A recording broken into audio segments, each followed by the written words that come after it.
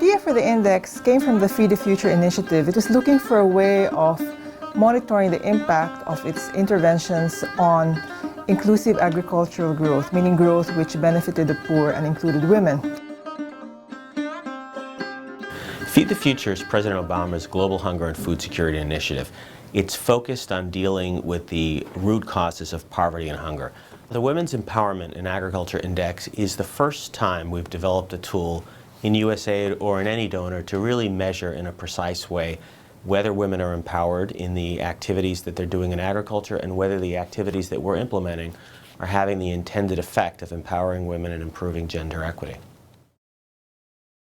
An empowered woman in agriculture would be a woman who could take decisions about what to produce, who had ownership, whether by herself or with her husband, of land, animals, implements, who was able to borrow money so that she could undertake improvements, who was a leader in her community, and quite importantly, who had enough time that she could take care of herself and not be worn down so she could take care of herself and her family better.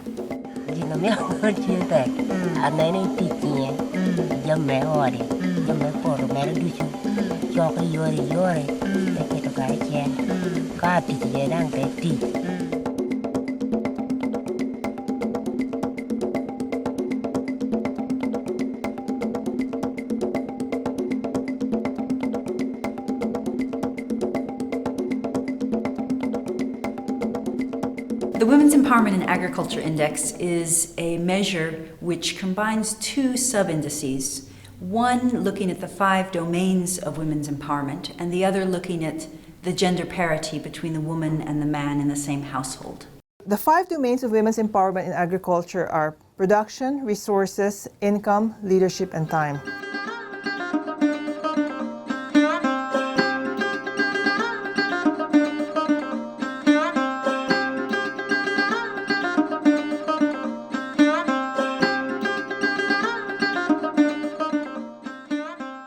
The index is innovative in measuring empowerment in agriculture for a couple of reasons. First of all, we are not proxying empowerment, as so often happens, by looking at women's income or women's educational levels, but rather at their participation in the 5 domains. And the second reason is that it is innovative, is we are able to compare the same woman and the same man in the household using exactly the same 5 domains and 10 indicators. And so we can see how empowered she is compared to usually her spouse or the other primary male in her household. And that has also never been done before.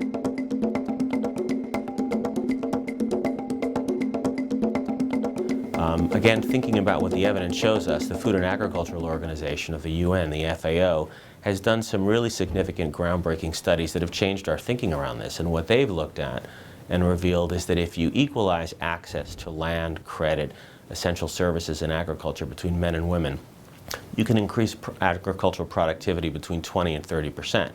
In a world where we're really focused on the critical need to deal with feeding the hungry, that's a stunning statistic and really forces us to focus on women.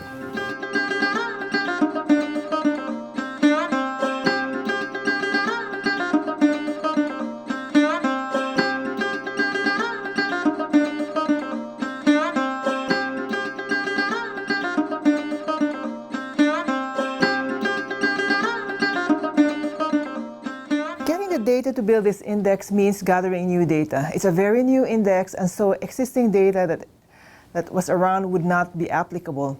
So what we did was to choose 3 countries where we were going to do the pilot, 3 countries where you have very different socioeconomic and cultural contexts. And so these were Bangladesh, Guatemala, and Uganda. You can look at where the gaps are. It's really very helpful for policy.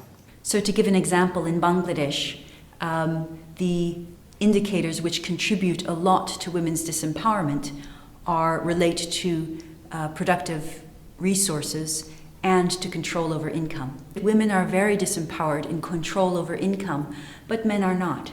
And so if you were simply to reduce women's deprivations in that particular index, then you would both empower women and improve gender parity. In Guatemala, it is a very interesting case in which the achievements of women relative to men are worse in all of the indicators across the board. And so focusing on improving gender parity in that context is very important. In Uganda, you need a lot more focus on time use.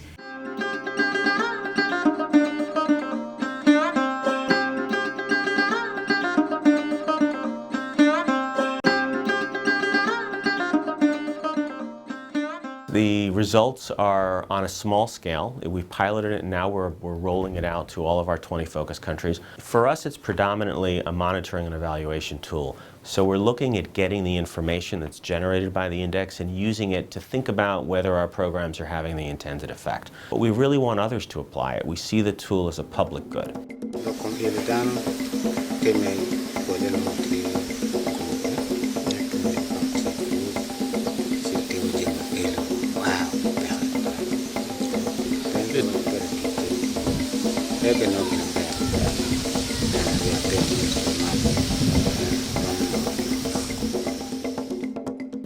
Other institutions and actors can also use the Women's Empowerment in Agriculture Index. The index, the methodology that the index is based on is very flexible. We want anyone and everyone to take this tool and apply it so they can use it to understand whether their programs are having the impact that they desire, but also just to generate broader knowledge and learning around what women's empowerment really means in the agricultural sector.